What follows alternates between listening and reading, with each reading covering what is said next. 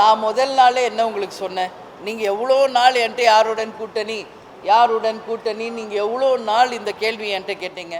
நான் என்ன உங்கள் ஒவ்வொரு இடத்துலையும் சொன்னேன், எங்கள் கழகத்தில் இருக்கும் மாவட்ட செயலாளர்கள் அனைத்து ஒன்றிய நகர பேரூர்களுக்கு கிளை கழகத்தில் இருக்கின்ற ஒவ்வொரு தொண்டரும் விரும்பும் ஒரு கூட்டணியை இந்த முறை நிச்சயம் தேசிய முற்போக்கு திராவிட கழகம் அமைப்போம் என்று சொன்னேன்.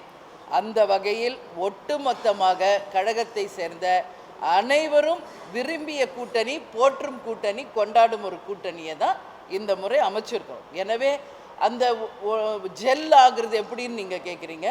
அது இயற்கையாகவே த டே 1 நான் அனௌன்ஸ் பண்ண அன்றைக்கே தமிழ்நாடு முழுக்க பட்டாசு வெடித்து ஸ்வீட்ஸ் கொடுத்து அந்த டேவே அவங்க கொண்டாடிட்டாங்க. அப்போ ஒட்டுமொத்த கட்சியும் இன்றைக்கி திமுக சைடும் சரி, கூட்டணியில் இருப்பவங்களும் சரி, தேமுதிகவை சேர்ந்த அனைவரும் ஒன்றிணைந்து ஒரு மகத்தான வெற்றியை இந்த தேர்தலில் 200க்கு மேல் நிச்சயம் பெற்று மகத்தான வெற்றி பெறுவோம் என்பதை இந்த நேரத்தில் உறுதியாக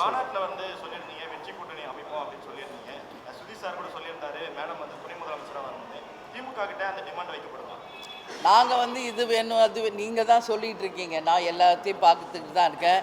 நான் ஏதோ துணை முதல்வர் கேட்ட மாதிரியும் ஏதேதோ கற்பனை விஷயங்களை எங்களுக்கு ஏற்ப நீங்கள் தான் எழுதிக்கிட்டு இருக்கீங்க. அந்த மாதிரி எங்களுக்கு நாங்கள் இது வேணும் அது வேணும் நாங்கள் என்றைக்கும் சொன்னது கிடையாது. அது முதல்ல நீங்கள் எல்லோரும் புரிஞ்சுக்கணும். நீங்களாக அந்த மாதிரி ஒரு பொய் செய்தியை போடுறீங்க, நீங்களாக ஒரு தகவலை பரப்பிக்கிட்டு இருக்கீங்க. அப்படி இருக்கிறப்போ அப்படி நாங்கள் இது வரைக்கும் அது மாதிரி பேசவும் கிடையாது, சொல்லவும் கிடையாது. அதனால் எங்களுக்கு அந்த மாதிரி ஒரு இதுவே இல்லை. இன்னைக்கு ஒரு கட்சிக்கு என்று அவங்கவுங்க விருப்பத்தின்படி கேட்குறாங்க.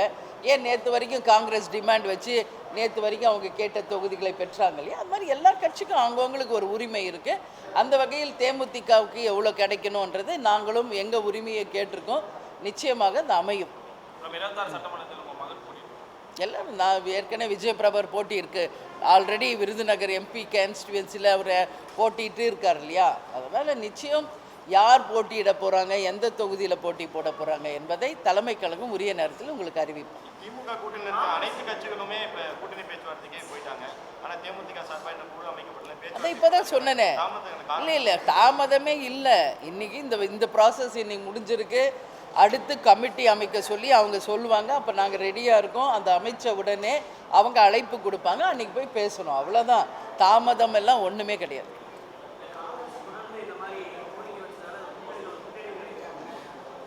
அப்படி ஒன்றும் இல்லையா? இல்லை இப்போ அங்கே எல்லாருமே ஒன்றா தான் உட்காந்துருந்தோம். எல்லாருமே சந்தோஷமாக பேசிகிட்டு தான் இருந்தோம். அவங்க அவங்க உரிமையை கேட்குறாங்க. இது ஒன்றும் அவங்க கட்சி சார்பாக அவங்க கேட்கறது ஒன்றும் நம்ம சொல்ல முடியாது. அவங்க உரிமையை அவங்க கேட்டிருக்காங்க.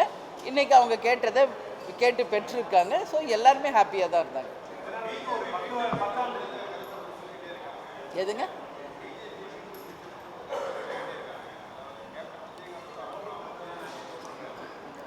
கேப்டன் ஆன்மாவா?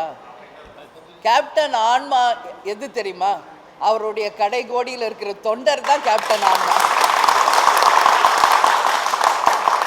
அதனால் தேமுதிகவுக்கு சம்பந்தமே இல்லாதவங்க கேப்டன் ஆன்மாவை பற்றி பேசிக்கிட்டு இருக்காங்க. இங்கே இருக்கவங்களை எங்களை சுற்றி இவங்க தான் கேப்டனுடைய ஆன்மா.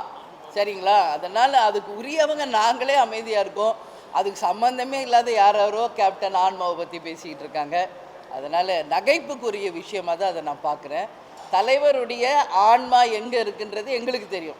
அவரை விரும்பிய அவருடைய கடைகோடி நிர்வாகி தொண்டர் தான் அவருடைய ஆன்மா. அதனால் அது தெரியாமல் பேசுகிறவங்களுக்கு என்னுடைய பதில் இதுதான்.